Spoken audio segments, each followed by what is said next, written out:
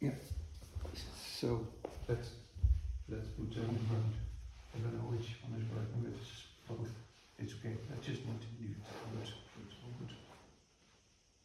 Yeah, it's good. Okay.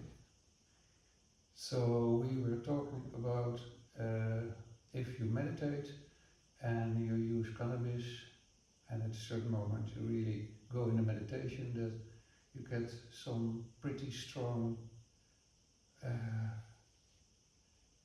forms of information.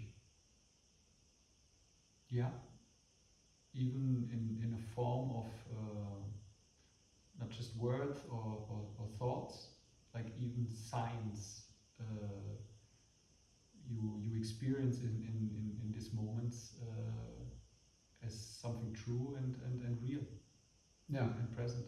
Yeah. Yeah. So it can be really a kind of very strange, like hearing a voice and realizing that the voice says something. First I thought it was Latin. Was it nos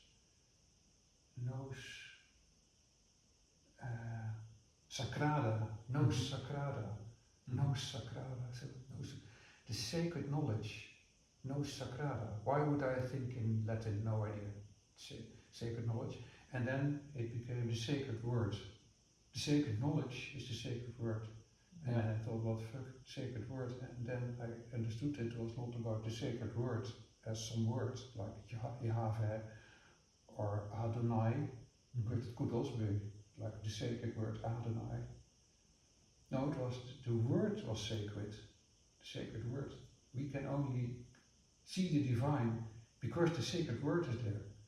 Yeah. Because you have that level of abstraction you need to be able to tap into the divine, which is of a higher abstractive level. Yeah. So my subconscious or transpersonal knew that already, but had to verbalize it is in a voice even, not my voice, the sacred word that you captured. What is it? Oh, it's a vehicle. The word is a vehicle. It's not just a language. It's the highest. It needs to be formalized in words to become truth. Yes. It has to be formalized in words to become truth. Without that capacity, we would not be able to perceive the divine as it is. Yeah. I think we would be more primitive, like just hail to the fire level. Hail to the fire, because the fire is the power we don't understand. We say hail to the power is other form of connection with the divinity than to the sacred word. I think, okay, that is an insight, I think. Yeah.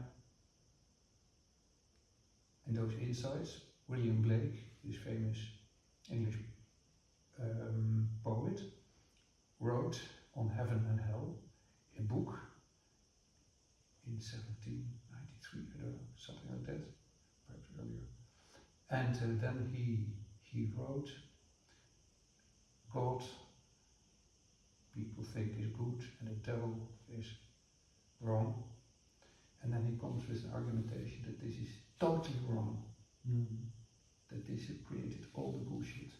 That this has never been meant like God is good and the evil is bad, and they are two different things. It's impossible. Yeah.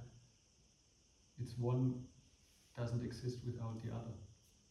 It's impossible. It is one thing. Yeah. It's all exactly. It's so, and then William Blake already says, all the time you judge your own animal instincts, you say, oh no, I have to be pure rational, pure, I cannot go into the animal instincts. You're saying, no, it's impossible. You are that whole thing, including those beautiful animal energies. Why label them? That they are from hell. Reject the truth. And the soul is from heaven. Yeah. So he was kind of really intensely there, and I think he also got this insight via a deep meditation, because he was extremely meditative and probably also used a lot of psychoactive substances. Yeah. So what did you experience?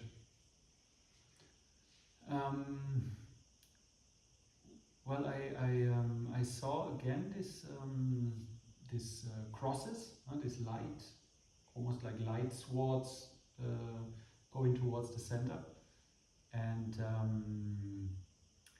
again it's a meditative state where you feel a connection to something which is definitely not in the day by day present as this, and even to the point that you could just almost see them as signs or messages from from a different realm, from a different the divine, or however you wanna. But very clear, very clear. Very clear, and in those moments, even to the point that it's you can somehow physically experience them. Yeah? And last time we did this meditation, as I told you, I even had this object really falling, almost like a falling star. Eyes open, fully there, fully present, but this visual thing happened, which again, if you ask me now, or if you ask me right after the meditation, if this was truth or not, it's a very thin this is line. And I would say, to be honest, if I'm honest to my feeling, I would even say it felt true. Yeah, it happened. This is known in neurology as eidetic phenomena. You are really sure. Some people use it, name it hallucinogenic vision or visions, hallucinatorical visions, but they're not hallucinatorical. They are experiences there, but you also know that you didn't see it, but you have really the conviction that you saw it. Yeah. Visual, yeah. Yeah. So that's eidetic phenomena. That's known.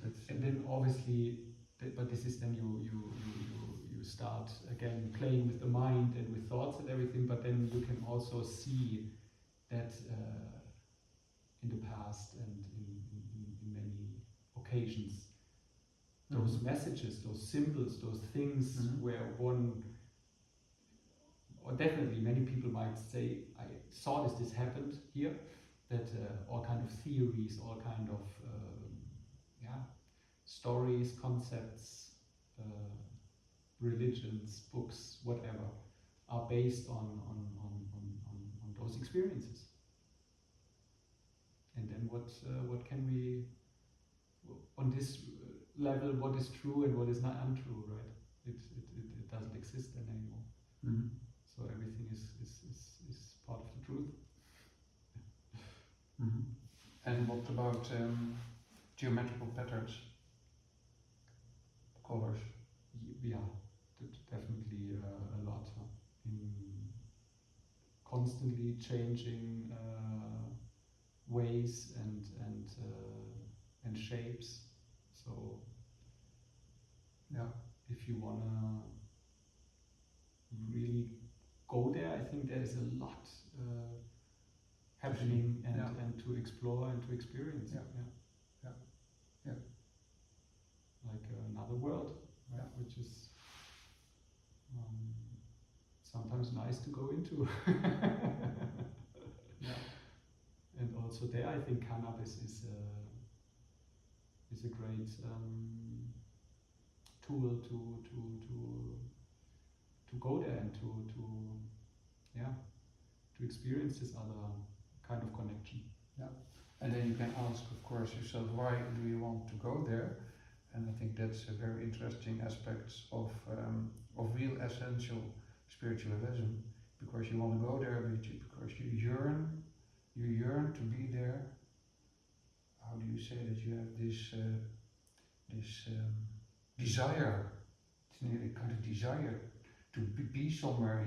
You feel that you're not there yet, and then by the desire you can develop into meditation, and then you just go see what you can see, and every time it is like you see one dimension further or level higher, you see, oh Okay, so I perceive this after all the fractals, then even in the sacred geometries you see of the patterns, you can see that this sacredness, these patterns are not just sterile patterns, they're also totally symmetrical fractals going in each other.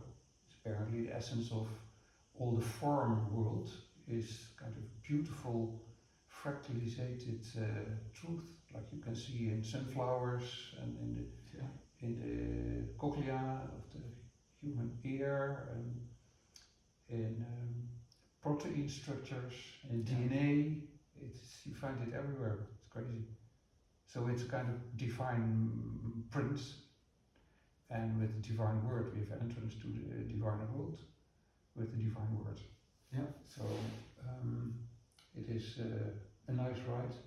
It goes directly into the light. Yeah.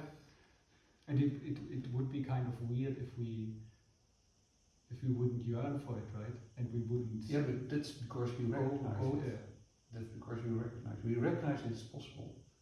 That's why we yearn. If we wouldn't yearn, if we wouldn't desire, we would already be there, and then there wouldn't be development. Yeah. Then we would have been consciousness in space. Consciousness, empty consciousness can only observe itself. Yeah. If there's no movement, there is silence.